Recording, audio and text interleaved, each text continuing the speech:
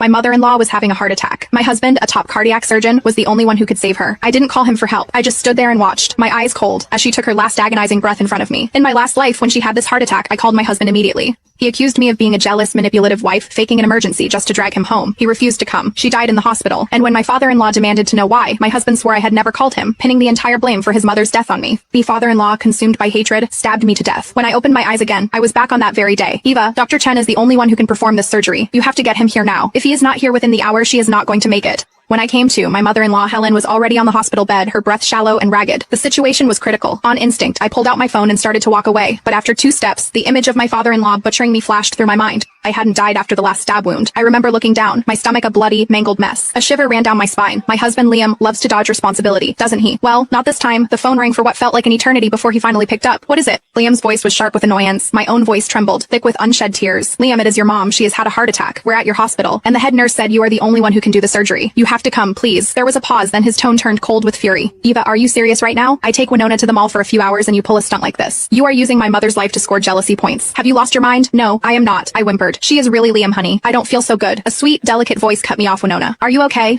Liam's voice instantly shifted to panicked concern. He didn't forget to hiss a final threat into the phone. Eva, I hope you are happy now, and you better stop cursing my mother with these fake illnesses, or I swear to God, you'll regret it. He hung up. I looked up. The faces of the emergency room staff around me were a mixture of awkwardness and pity. I offered them a helpless smile. Last time, I'd rushed out of the room to make the call, trying not to upset Helen further. But when everything went to hell, Liam, terrified of the hospital's reprimand and his father's wrath, denied I had ever contacted him. This time, I made sure to make the call in front of everyone. I needed witnesses, but that wasn't enough. I hit redial once, twice, 3 times. On the 4th try, the call wouldn't go through.